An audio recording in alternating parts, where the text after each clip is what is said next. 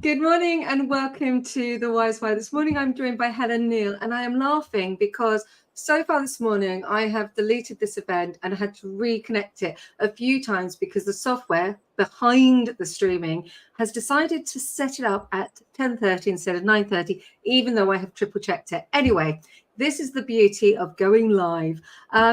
As usual, the show is not about me, it is about my guest. So Helen, please take the floor and introduce yourself. Oh, thank you so much, Kirsty. Well, it's brilliant to be here on a Friday morning. My name is Helen Neal. I am a sustainability communications expert, and I run a business called HN Communications, and we are a sustainability communications specialist agency. So we help businesses, large corporates usually, and large global NGOs with their campaigns and communication around sustainability. And I think primarily what we try to do is help organizations build their awareness and credibility when it comes to sustainability. So that's us. That's awesome. And there's some, I believe, and I'm a small business, so I get, I try to keep abreast of things, but a lot of the time, you're, as a business owner, I'm reacting rather than necessarily keeping on top of the trends. Not that I don't want to, it's just client demands. So there's some changes coming within the sustainability, or have I got that wrong? No, you're absolutely right. I think there are lots of changes coming. And I think, there are, particularly if you're a European business or you're operating within Europe, you've got CSRD. So CSRD is a piece of regulation that is going to impact Europe, but also the UK as well, where there's going to be some demands on business of all sizes actually going forward to do a lot more reporting and analysis in terms of the work that they do and the environmental impact that has on them. So that is coming. It's not immediate, but it's definitely in the next couple of years, businesses are really going to start to want to get a bit more serious about the reporting. And I think we always say sustainability needs to be something that is fully embedded within your business strategy. It's not an add-on. It's not a side piece. It's not a document that kind of sits alone. Where we see businesses be most successful is when they embed sustainability all the way through their business strategy, and it's all about the impact, not just of their financials, but also there's a kind of carbon and sustainability impact as well. That's when you get real success, and I think businesses are going to have to move much more in that direction because of these regulatory requirements as well. And this is something that I do on some of the projects I'm working on. I launched or joined a project in February last year, and one of the things that we were really keen on was making, it's a small change, but making our whole ethos, the whole download system, paperless. You're looking at how we could make an impact, small little impacts. In my own business, I try to avoid paper. I've got an electric car. There's little changes. For the smaller business owner, is there any advice you can give us that we could adopt right now to make a difference to get ourselves ready? Well, I think what you've just described is great, Kirsty, and I think all of these are great starts for a business. And I think sometimes it can feel very overwhelming when you're at the start and you think, my God, where on earth do we even begin? And I think it's about looking at what are the low-hanging fruit, so to speak, that you can do almost immediately, and look at things like, car shares and transferring your vehicles to electric and hybrid, how you use your energy within your offices if you have them, looking to see if you can get 100% renewable electricity for your office. It's all of these kind of small things that can really help. I think there are a lot more tools out there, and I think we're going to see more and more tools online that are going to be much more useful for small businesses as well. So we use a couple of tools. We've got no endorsement or no backing from any of these that I'm going to list, but they really help us. So they may help other small businesses as well. So we use an organization called Ecology. There are other systems out there, but what Ecology does is it links to your accounting system, and it enables you to start tracking your business activity and linking that to estimates around carbon. And it also is able to kind of separate these things out into different kind of scopes. So you may have heard when we talk in the sustainability world, scope 1, scope 2, scope 3. Scope 1 and Scope 2 are the things that you within a business can control. So that might be your, your electricity, or the decisions that you make around future investments and that sort of thing. Scope 3 is with your suppliers. So this is the big one that people tend to talk about a lot more. It's the stuff that you cannot immediately control. But Ecology is able to kind of separate these things out, and is able to give you an overall idea in terms of that kind of impact around carbon. And therefore, it then gives you options to look at how you can then both mitigate those and also do things in which to offset. And of course, we hear about offsetting. It's not a solution by any means. And I think bigger businesses absolutely have the power and ability to do more than just offset. But I think specifically for small businesses, let's be realistic, let's be real. It's very difficult when you're a small business. So this is at least one step in the right direction. And I think when we think about sustainability, we need to think about it in, it's not perfection. It's about progress. And so it's about constantly moving forward in the right direction, rather than trying to achieve perfection tomorrow, because it's just unrealistic. So this is about having a real realistic approach to kind of, managing your sustainability. So that's one area at least. And that's what I think we all, it's why we started talking. We've all got to take this on board. My daughter is in year 3, and they're now understanding about their carbon footprint. They're now understanding about the impact they make. Now, before she started, and I remember I was about the same age, where I said to my mum, no more full fat milk, it's not good for you. And so rather than my daughter becoming me, I went down the route and I changed to a more eco-friendly brand for everything, including the cleaning products in the house. She came home and she started to give me the list, 8 years old. And I went, no, this is what mummy's already done. Mummy's already doing these things. She's doing the best she can. I cannot be perfect. So if you would just take it away from the business, and just from, business world, just for a second, what would be the one change that we could all make? If you could think of one small little change we could all make today, is there anything that you could come up with? I mean, I think in terms of small changes, and I think what you've done is great. And I think the small changes are the things that you can directly control. There are some small changes you can directly do. So that might be things like, obviously, all the recycling that we now do, looking at the energy that you use as an energy suppliers, and looking at finding renewable tariffs over fossil fuel tariffs. That's always a good one. But there's also some people power here as well. I think there are some simple things that you can do, that if you're not happy about things, we do have a voice. We can go to our MPs, we can go to our local councillors, and we can say we're not happy.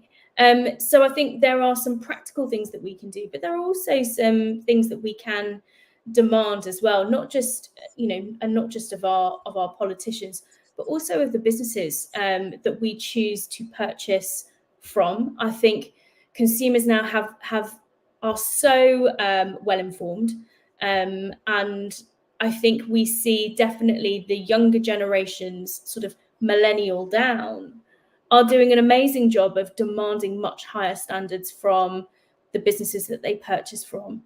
I think that's only going to increase. We've seen that increase massively. So again, your purchase power of where you decide to spend your money has an enormous effect in terms of the kind of ultimate changes that can be made. Because let's be under no illusion, it's very difficult for us as individuals to feel like we're making a change at a micro level. But I do think that business and big business are going to be the ones that are truly going to make the impact and the change that we need. And how can we influence them? It's through our wallets and the purchasing decisions that we make. That's brilliant. That's exactly what I was hoping you'd say, because it is about this. We might be individuals, but we've got the opportunity that what we pay, what we're prepared to go and shop and buy for. And I'm really good on this. And I got lax. I'm going to be honest. I got really lax for a while. I was the person who was quite militant, used to refuse to go into shops. And then I got busy. Life got in the way. And I think we're all guilty of that. My daughter came along and I stopped being, on top of things. Now I've gone back because I'm aware that my impact on her is really important. I try to avoid fast fashion, and if I do end up which I don't have now, but I did have that moment where I didn't have much money and I bought the fast fashion. And now I'm still wearing fast fashion because for me, fashion is timeless. So it's like, how long can we do it? But thank you so much. So how did, because I want to really move on, how did you get to where you are? Because you've got a really interesting journey. Getting into this, what I'm doing now, is genuinely a bit of an accident. It was an unfortunate accident with an amazing outcome, is what I would say.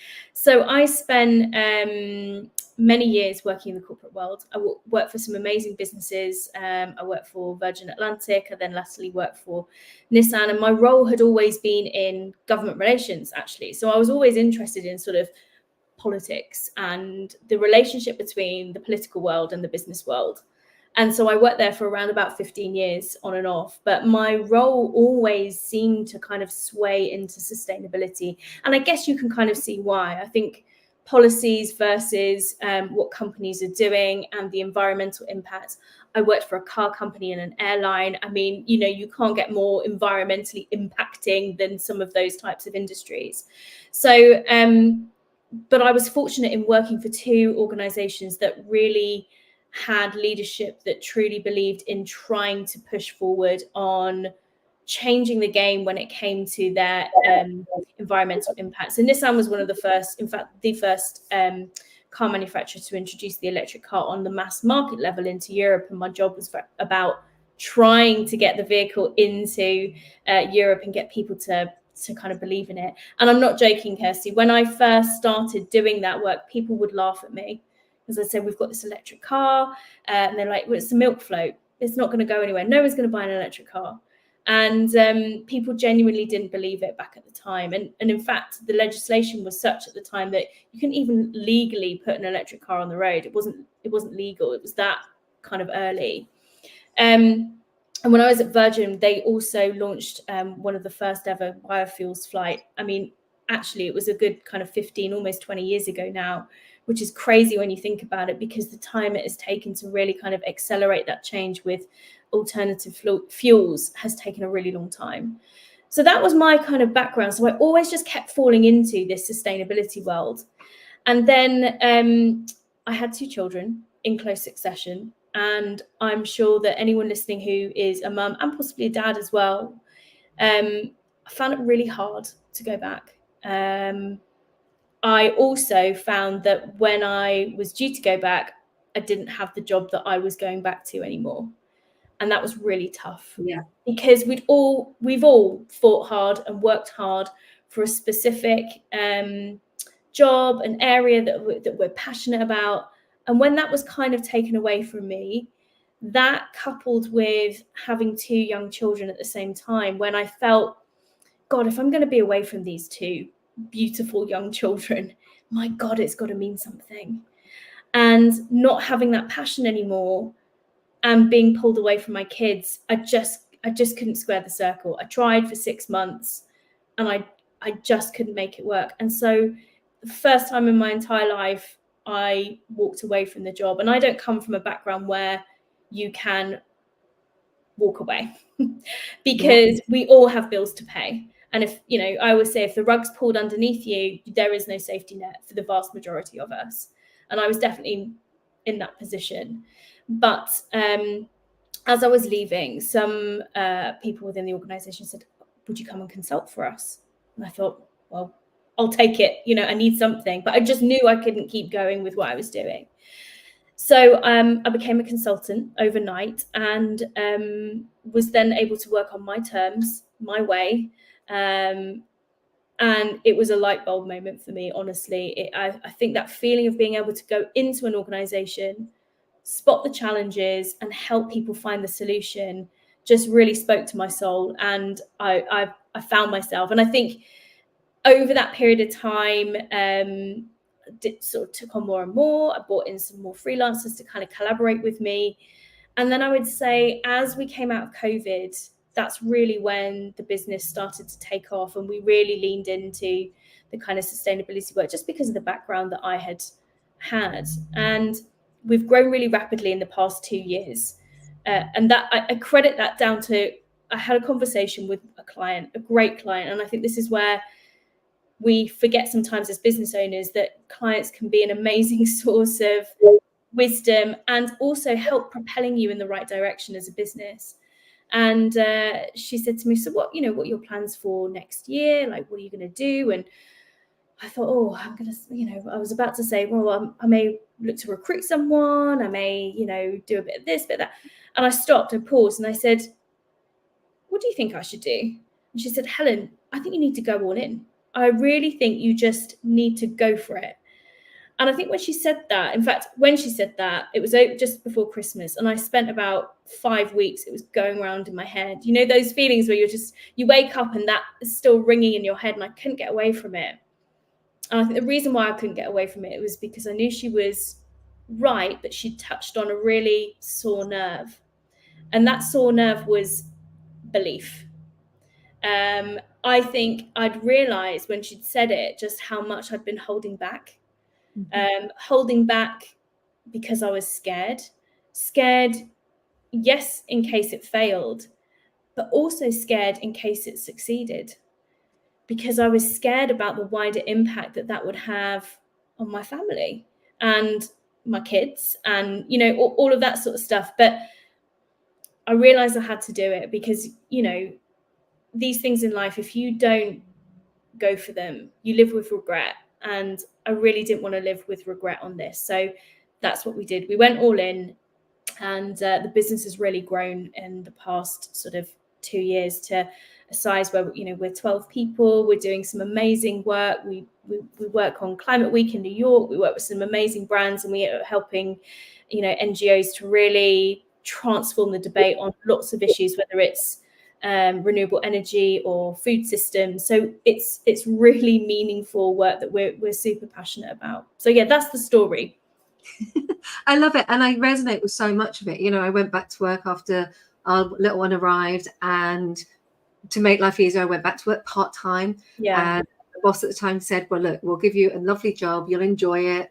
And then for various different reasons, that job became very complicated because they left the company, and then I was doing many more hours outside the 3 days, pulling ridiculous hours, and I was getting broken because I couldn't put my daughter to bed. And even this week I couldn't get back. I ran through the door to give her a cuddle, because sometimes it does happen, not very often. And so that really resonated with me. But also the fear that you just talked about, that belief that, because there is a moment of, and I had similar conversation yesterday, do I go full in? And if I do go full in, it's that fear that actually it could be really successful. And what is that impact? Because I've already had that impact on my daughter, and I don't want that impact, but I also want that success. So I really love the fact that you shared that. I really do. So now I want to know is, who's inspired you? Oh gosh, I get inspired by lots of things all the time. I don't know about you, but I think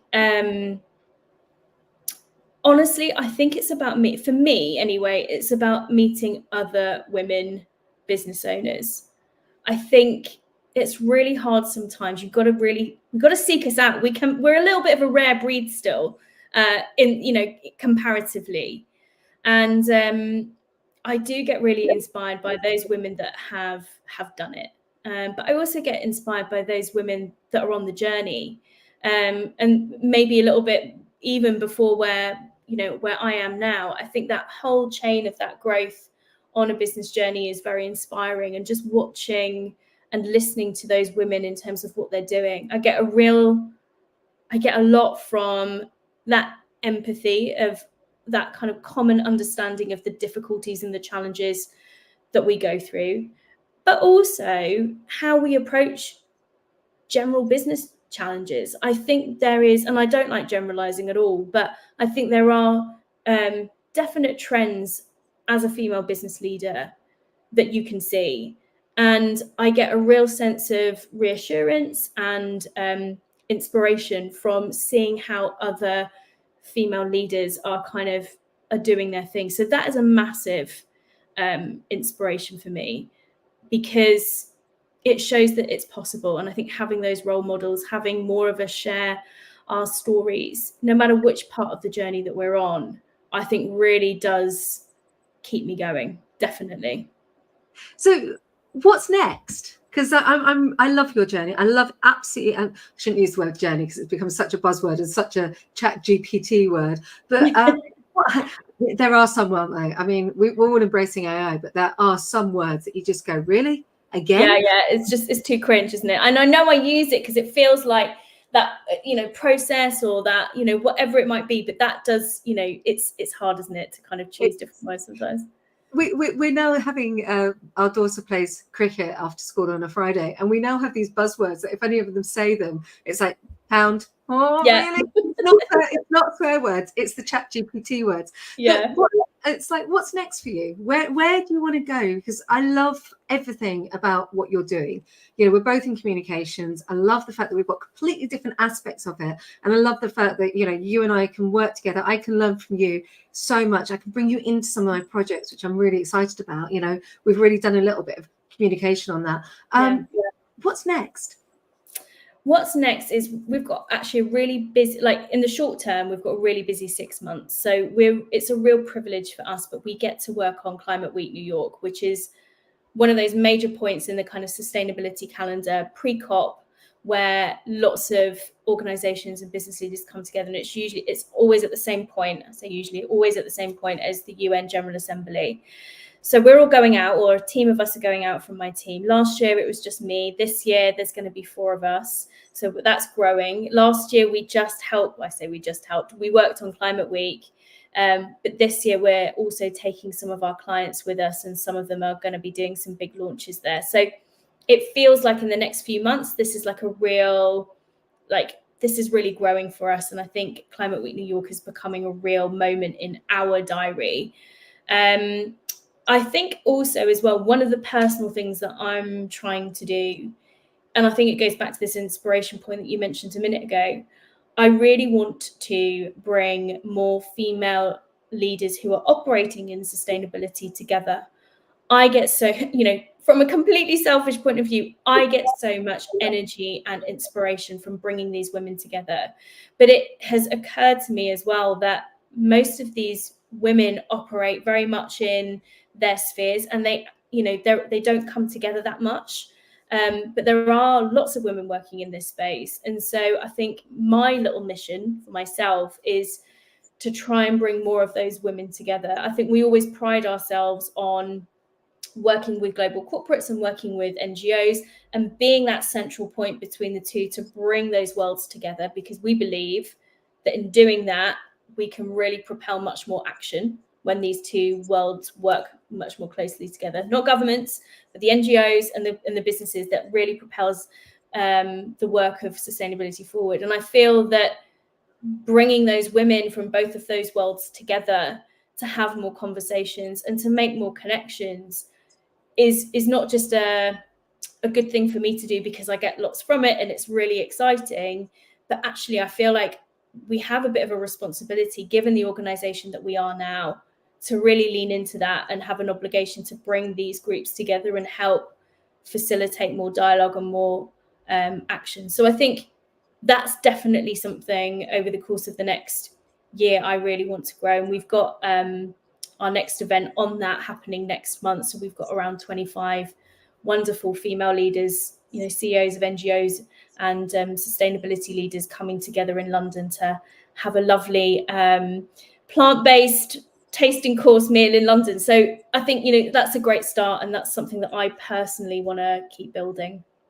I love it. This is where the tables get to turn. And I really am hoping we're going live. It's all a bit weird this morning because I'm not sure I can trust. That was me just checking the software. So if anyone was wondering what I'm looking at, the software, I'm not even sure that we're actually going live. I have to be honest. It tells me we're going live, but I'm not sure we are. So this is where the tables get turned and you get to ask me a question. So fill your boots because I have no idea what it's going to be. Okay, thank you, Kirsty. So my question to you is, how do we get more women feeling confident and willing to own their success and tell that success on formats like you use?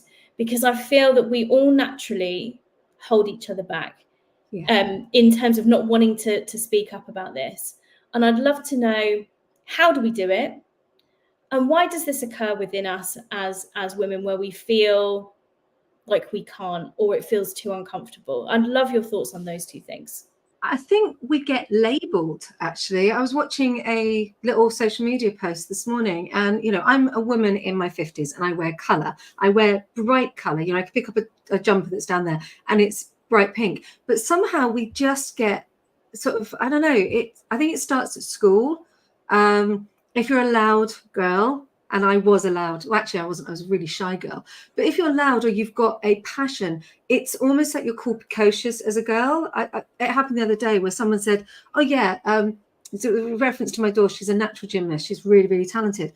But someone used the word precocious. She isn't precocious, she's confident, and I will give you that. She's really, really confident, but she's not precocious. So if you think about that kind of thing from a really young age, I think we get labeled.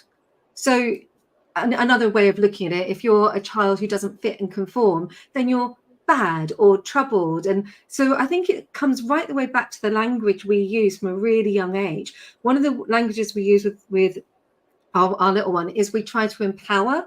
And we look at those negative words like bad. A child's not behaving badly. A child is acting out because they've got a challenge or they're upset. There is an emotional underlying thing. So the child isn't bad, but yet we label them bad, even right down to Father Christmas. Let's look at the real nitty gritty of it. You're on the good list, the naughty list. What does that tell you from a really young age? Just boy, girl, irrelevant of gender at the moment. You're told you're either good or you're bad. So we go through from a really young age hearing good, bad, good, bad. And I think it's this labeling thing. By the time I'd left college, or school, because I was dyslexic. I wasn't diagnosed with dyslexia till I was much older. So I was stupid or illiterate. Now, I wasn't illiterate. I just have word blindness, but I've got another label. Again, we're labeling with this neurodivergent, neurodiversity, all these labels, and we get to we've been a daughter, we've become a mum. As a mum, we lose our identity. We're no longer a businesswoman where we're out there empowering. Doesn't help in the workplace. I'm on a rant here. Doesn't help in the workplace that when you come back to work, you're no longer seen as that hard-nosed, hard-hitting businesswoman. You're seen as this soft, fluffy mum. And so you're now labeled. And if you are the hard-hitting businesswoman, you're not possibly a soft mum. And so we've got this labeling, I think, going on. Then you hit the menopause. And let me tell you, that's fun. So then you hit the menopause and you get this thing where you're menopausal or you're acting out. Oh, let's go back to periods at 15. And of course, you're being moody. So I think that is what stops us. I think we are constantly being labeled and constantly putting down. So we hear this about ourselves. We hear this internal dialogue. It's everywhere we go, even down to the marketing out there. You've got to be a size 8. You've got to be this. You've got to be fit. Oh my goodness, stop it, world, because it is killing us. It puts pressure on us to be perfect, and nothing in the world is perfect. Go out and look at the flower outside. Look at the beauty of its imperfection, and you'll start to see that actually the beauty is in our imperfection, if that makes sense. So I think it's the way that society and ourselves label us from a really young age, if that makes sense, without ranting too much. I love it. I mean, I love it. No, and it was not a rant at all, but it was, I really agree. And I think the question is, how do we stem that tide? How do we stop it? How do we, is it that we call it out more like you've just done? Is it about kind of saying we're not going to deal with this anymore? It's not okay. I think we've got to change our language. And I think it's not going out there and saying men stop doing it, because that's not fair, because the guys get the same issues. And I'm going to just level it up for a minute. But the guys get the same issues. Some of the guys that I've had on here, for instance, if I think about Steve Warwick, poor guy. Oh, my goodness. Where has he been? Well, yeah, he's got bulimia. And he's got bulimia because he's got this also Men's Health magazine chumping down on you. So I think it's us as a society. I think we've got to start, as I said, right the way back to boys and girls in class, bad, good.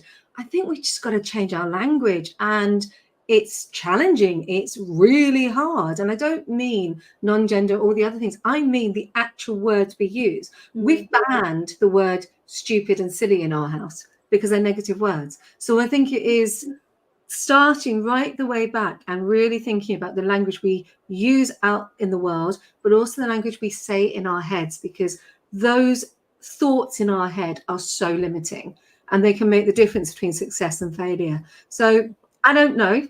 I don't have the magic wand that I can make everything perfect, but I do think we've got to start being, and whether we like this or not, I'm trying and get her name. Is it Carolyn? Yeah, we're live. Carolyn Flack, yeah, Caroline, yeah. Let's be kind, not just to ourselves, but to each other.